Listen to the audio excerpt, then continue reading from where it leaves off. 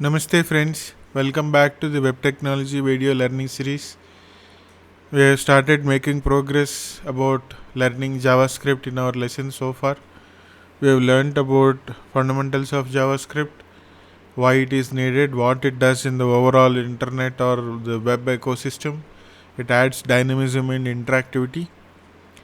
We started looking at some of the fundamental language features of the JavaScript, how the variables are and what they do, what are different literals, how do they do, what are expressions, how do they get evaluated.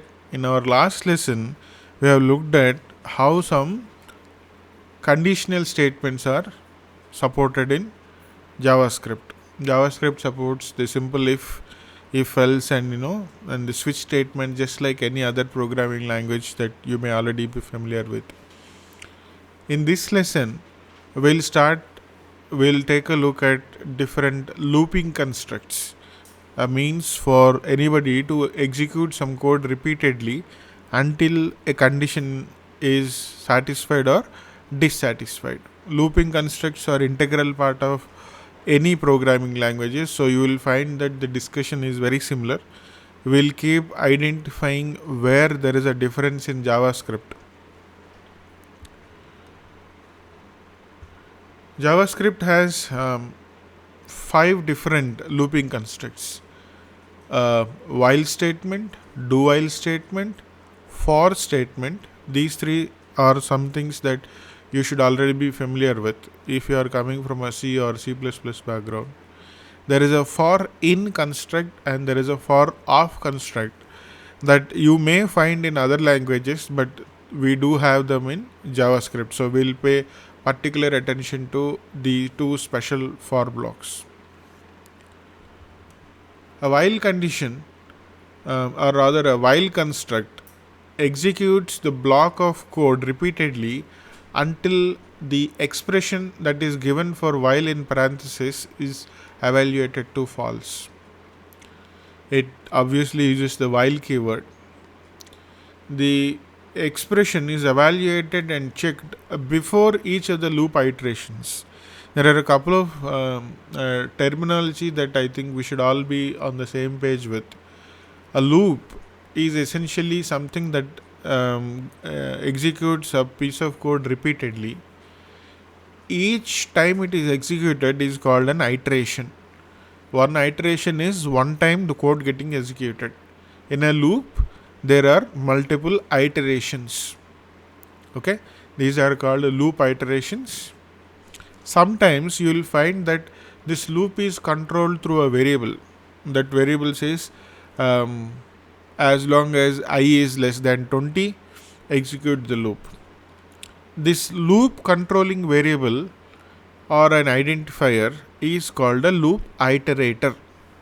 Okay, you will find that these terms used consistently across programming languages. If you have not been familiar, then it is time. Iterator is a variable or an identifier that controls the loop. I mean, in the sense of how long it executes and when it should get out of the loop.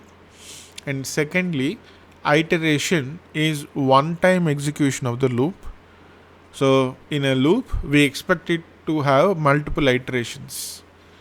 The expression that is evaluated to see if the loop should get executed or not is the loop condition.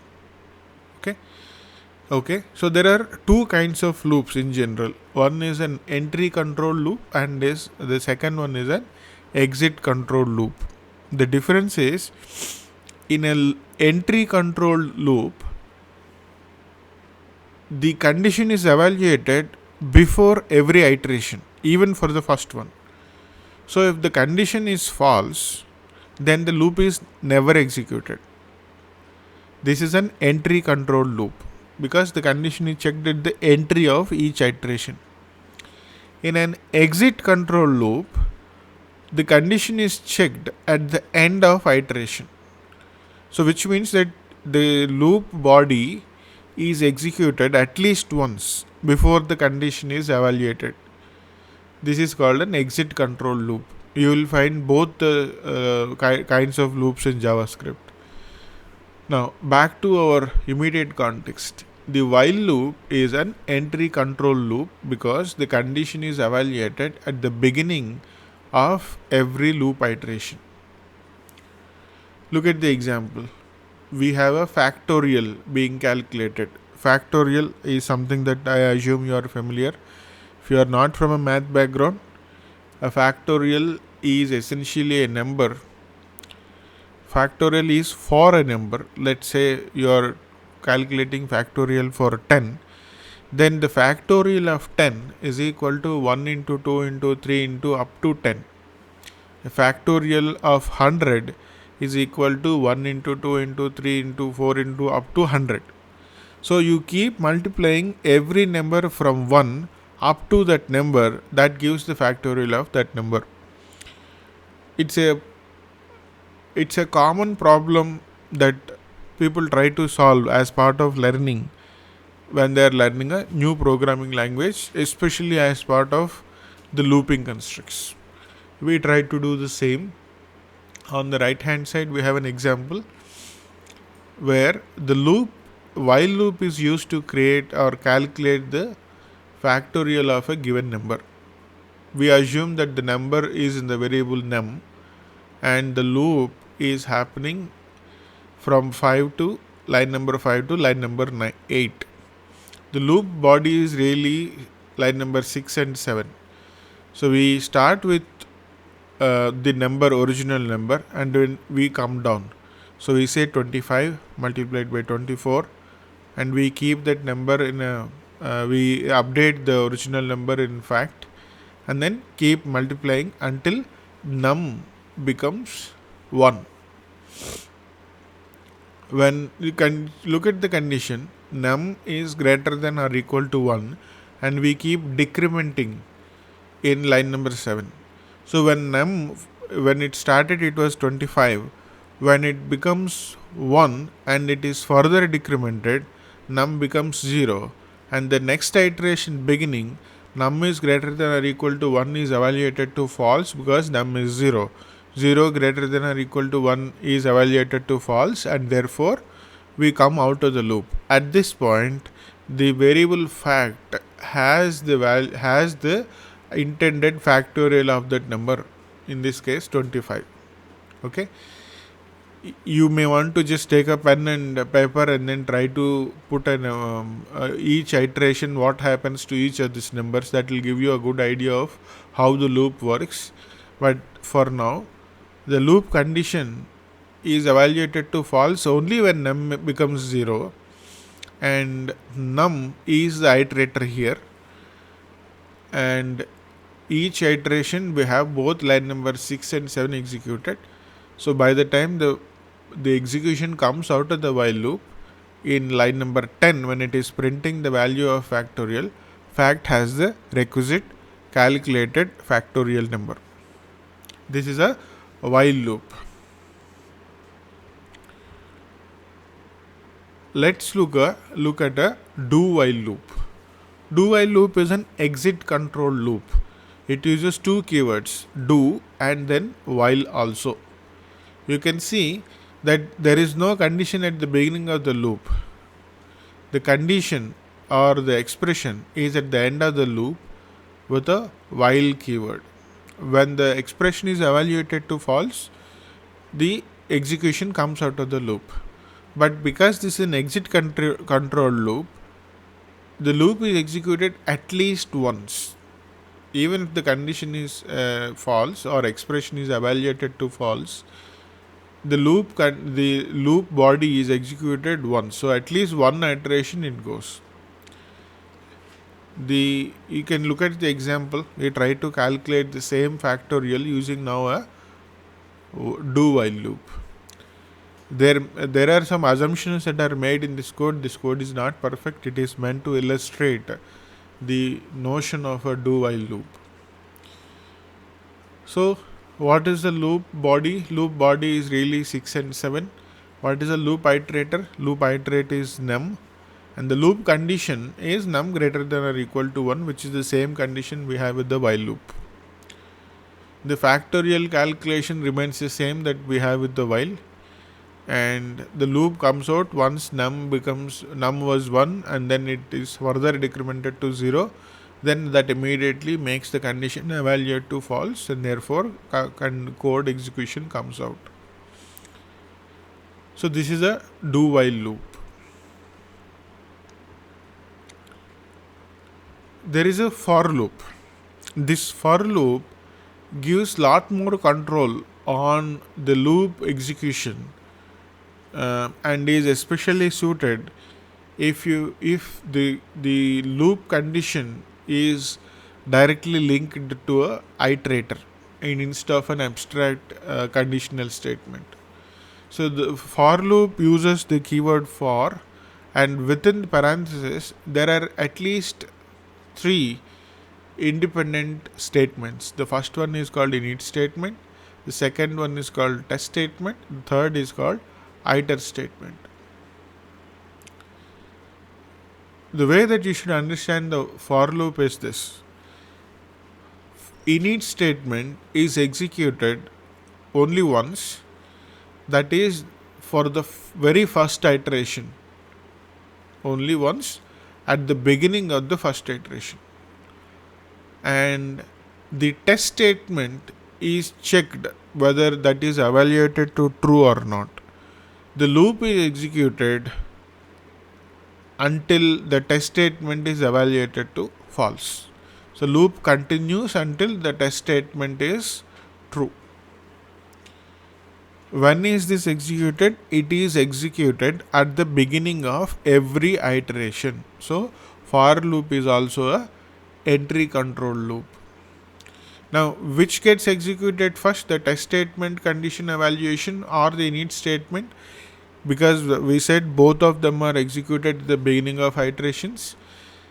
The answer is the init statement gets executed first, followed by the check for whether the test statement is true or false.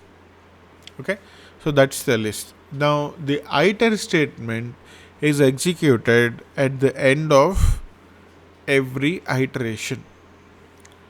The iter statement is executed at the end of every iter statement. Let's look at an example. We are calculating factorial here, but you will find that we only have one line as the loop body, which is line number 7.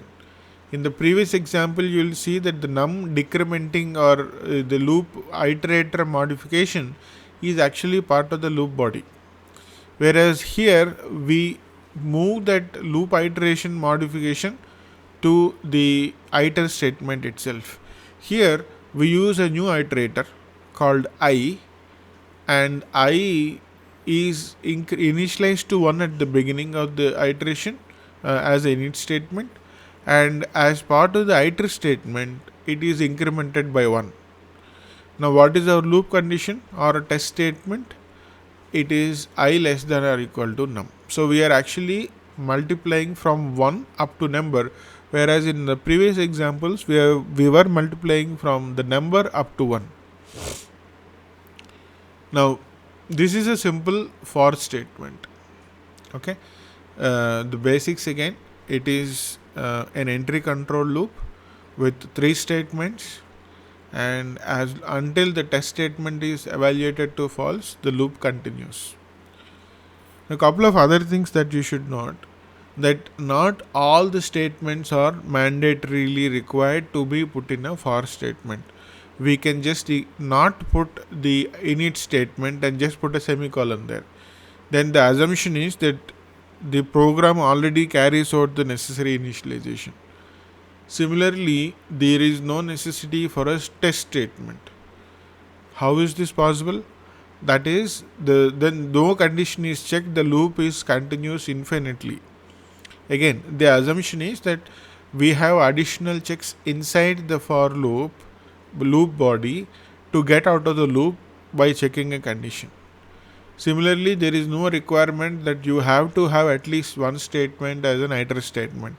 If there is none, then none is executed, but the expectation is that the iteration is controlled within the loop body. So all 3 are optional. Normally we don't see those kind of loops, they are just possible technically. Now, it is also not required that you only have one statement exactly as part of each of the three. You can have multiple statements that are combined with either comma or a logical operator. Again, these are theoretical possibilities. I hope you understood the for loop. Until now, the three constructs that we talked about are very similar to how things are in other programming languages as well. There is a for in loop. This is specific to JavaScript. Maybe there in other languages, but something special in JavaScript. This for in loop is used to iterate through each property of a specified object. When we went through the fundamental language basics of the JavaScript, we understood what is an object. An object is essentially a composite variable which has more than one property, one or more than one property. Take a look at the example on line number 2 on the right hand side. The book is an object. It is really a composite variable that has three properties. Property 1 is name, property 2 is author, property 3 is language. Each property has a value. The name has a value Ramayana, a string. Author property has a value Valmiki, string, and the language property has a value Sanskrit. We are essentially trying to define an object called book. Now, sometimes and many a times we will have a requirement to go through each of the properties of an object and then try to find something. The for in loop is used to go through every single property of the object. So, look at the syntax. The for loop keyword for is the same. There is an in keyword. So, and on either side of the in keyword, we have a prop, again a variable, and obj, which is also a variable. Obj is a variable that should identify an object, and prop is a variable that identifies a property. Okay.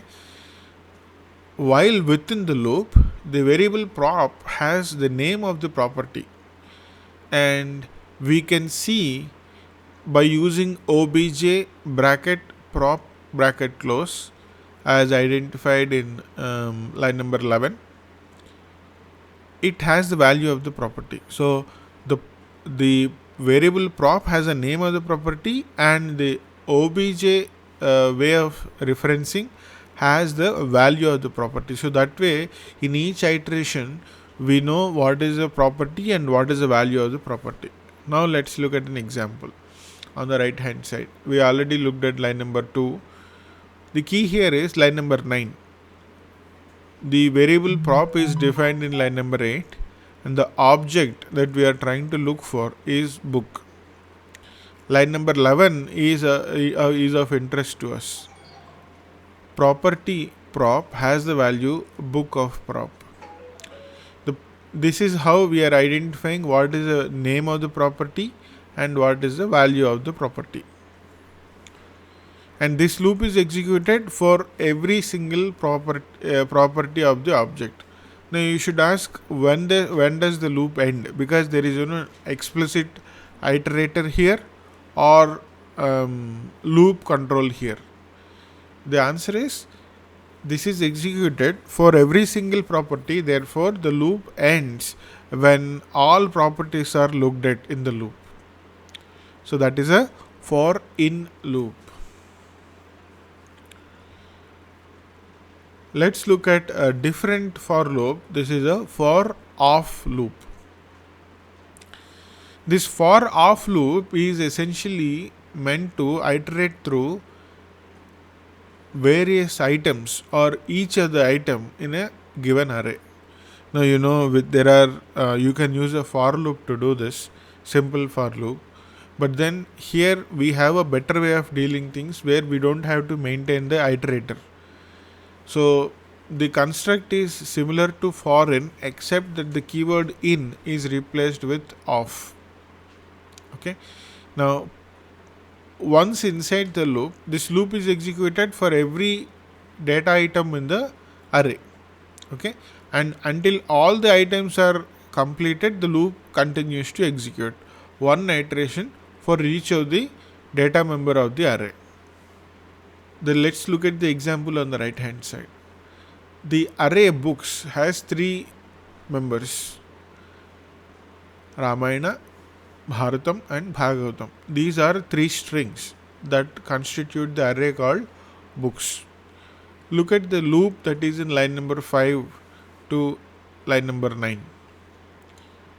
We are trying to see if we have an array of books and somebody is desiring to know if we have a given book. They are interested in knowing if we have Ramayana as a part of our library or not. So what are we doing? We are essentially checking the iter, which is essentially the data member, against the desired name, which is Ramayana. If we find, if the if condition succeeds in line number 6, then we say yes, it exists. So what are we doing? Essentially, we are iterating through every single member of the array and we are checking whether we have a requisite book or not. This is a simple for of loop. I should caution you that this for of loop has not been part of earlier JavaScript implementations. It is introduced in 2015 only. What does this mean?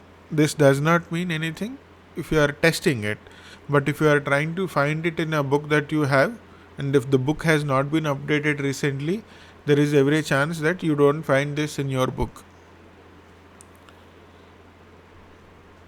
Thank you. That's all we have for today. We have learned a few looping constructs in JavaScript. We looked at the while loop, we looked at the do while loop, we looked at three different variations of a for loop: for simple for in and for of. I hope you enjoy the lesson as we are making progress through JavaScript. We'll see each other next time. Until then, thank you.